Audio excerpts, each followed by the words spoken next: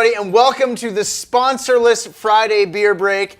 I am joined by my wonderful co-host, Mr. Chris Schryer from TorontoBeerBlog.com. Hi, Fred. Now, you said Cask Days was coming. Cask Days is coming, everyone's favorite time of year. It's the end of October. Check out caskdays.com. This is a craft beer festival that was started in 2005 by the guys who run Bar Volo, which is at Yonge and Wellesley. Bar Volo, and I have not been there because I'm awful. You don't go out. I never leave my house. I go home and raise my children. But when they're older, I will go to Bar Volo. I hear it's an amazing place to go. It's a phenomenal bar. It's like a brewing mecca. Did they know that sponsorship for this segment is open?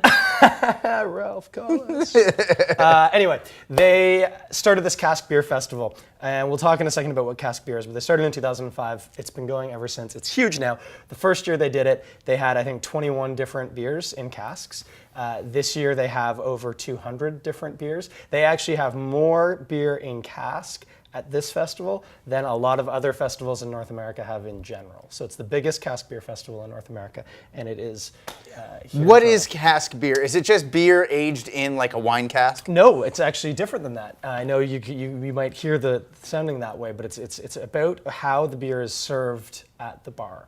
So the difference between cask beer and bottle and keg is that cask beer, the beer is taken out of the fermenter before it's done, and it's put into a cask. In this case, we use steel casks. They look like barrels. They're rounded at the sides. And the beer finishes fermenting in that vessel. So kegged beer and bottled beer finishes fermenting, gets moved either into the keg or into a bright tank and then into a bottle. Cask beer, it's first time it touches air is when it goes into your glass. Now, is that the more traditional way? Absolutely, yeah. So pressurized draft systems only really became popular post-World War II. Before that, if you were drinking beer and it wasn't in a bottle, it was in a cask, and generally it was in a wooden cask. Even in Britain, they were using wooden casks up into the 50s. So do people still get wooden cask beer? I don't know. Or is it just like a fashion thing, like aging beer in wine barrels? It's not even that. I don't know any brewery right now that's using wood to put cask beer in, being that wood is difficult to maintain and it's more expensive and it's heavier and it's harder to sanitize and stuff. There might be some, but I certainly don't know of any. So we're going to jump right in. A great place to get cask beer in the city of Toronto is the Granite Brewery. These guys are Yonge and Mount Pleasant and Eglinton. And they have that the peculiar ale, which is one of the world's most renowned brews. It is quite a renowned brew. In fact, the famed beer writer Michael Jackson, that's really his name, loved Peculiar, and whenever he would come to Toronto, apparently would go to the Granite for a pint of Peculiar, ideally on cask. So this is Granite's Hopping Mad. Hang on though, don't have it yet, because I just poured you the cask one first. Granite's Hopping Mad has won best cask conditioned beer in Toronto at the Golden Tap Awards like a stack of times. It is a really, really nice beer that they make, and it serves amazingly well on cask. So I'm pouring out of growlers. If you've never seen a growler before, this is a great way to buy beer. It's 1.89 liters. You buy them at the Granite. You can get them at a lot of breweries these days. Let's just spin that around. It's the traditional way. You used to go to the bar, get your growler filled up, take it home, come back, clean it out, get it again. Exactly, that's how you work. And so you pay a deposit on the bottle. I think Granite's like $4 or something. And then $5. $5 for the deposit. And $13 to fill it up. And $13 for almost 2 liters of beer. It's like you've been there before. I have many times, actually. They've got that one berry beer. They do the field berry. Ringberry, I think. Ringberry, whatever it is. It's like, people that don't like beer, they will like that beer. It's that good. Everything they do is great. So you can even feel, one of these is going to be colder. Cask beer, another thing about it, it's served at cellar temperature, which is about 12 degrees. So you'll feel, and you'll also, There's a little bit of a difference. Yeah. This is more orangey, this is more browny. You know what it is? And it's funny, the kegged one is actually a little bit hazier. But that's because the cask one, they allow it to do something called dropping to bright, which is all of the particulate settles out. That's why the edges of the cask are curved, is the solid matter settles into the side of the cask. So let's try the draft one first, Hopping Mad. Which one is the draft? It's going to be this one, I think. All right, yeah, the frothier one, yeah. Hazier one.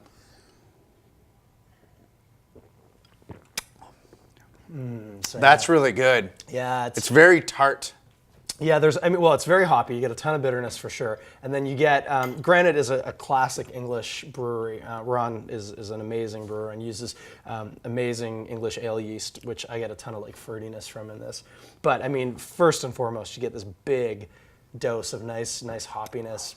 It's not, That American style IPA is almost like a lager IPA with citrus hops on the back end, but this definitely is that English style. Yeah. And 2 years ago, I would not have been able to say No, that. and you also wouldn't have liked it one single bit. I believe they do use a lot of New World hops, but it definitely presents a lot of sort of British character to it. I think it's amazing. Now, Cask. warmer, a little bit less carbonated, and it's probably been dry hopped, which means they've added some extra hops to the cask.